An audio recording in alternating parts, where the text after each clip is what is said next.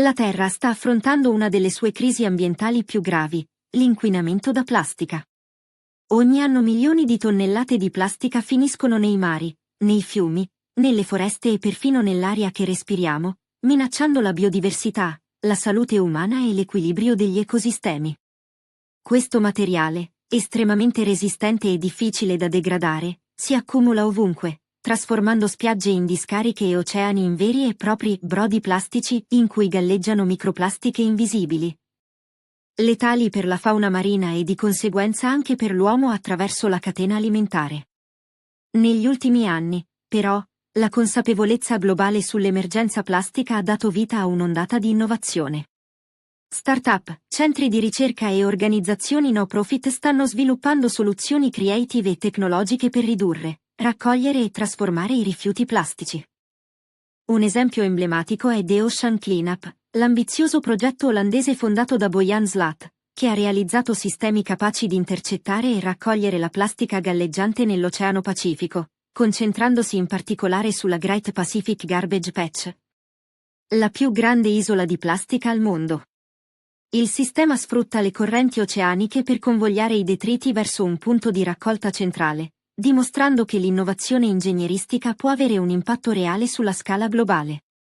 Un'altra iniziativa significativa è quella di 4Ocean, una startup statunitense che ha costruito un intero modello economico attorno alla pulizia degli oceani.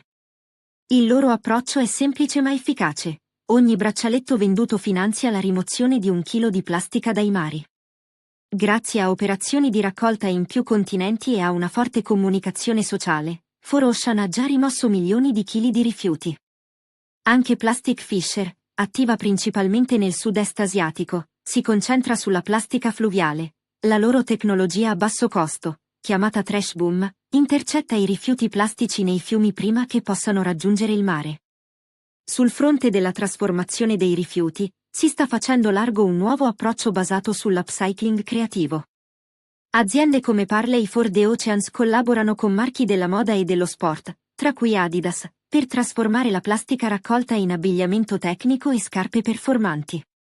Questa strategia non solo aiuta a ridurre la plastica nei mari, ma contribuisce anche a generare consapevolezza tra i consumatori e a cambiare il rapporto tra industria, design e sostenibilità. L'aspetto educativo e culturale è altrettanto cruciale. Molti progetti innovativi stanno coinvolgendo le comunità locali nella raccolta dei rifiuti e nella sensibilizzazione sull'uso responsabile della plastica. In Africa, ad esempio, aziende come Genge Makers trasformano la plastica raccolta per strada in mattoni resistenti ed economici, offrendo al contempo opportunità lavorative e una soluzione concreta per le costruzioni sostenibili. In parallelo, altre start-up stanno puntando sulla tracciabilità e la gestione intelligente dei rifiuti, creando piattaforme digitali che incentivano la raccolta differenziata tramite premi, token e blockchain. Alcuni progetti pilota, come quelli sperimentati in India e Africa, collegano gli operatori ecologici informali con le aziende di riciclo, aumentando l'efficienza e la trasparenza del ciclo dei rifiuti. Queste soluzioni combinano tecnologia accessibile e impatto sociale, contribuendo a costruire modelli di economia circolare su scala locale. Mentre il problema resta complesso e globale, è chiaro che l'azione collettiva, sostenuta da scienza, imprenditorialità e partecipazione delle comunità, rappresenta la strada più promettente.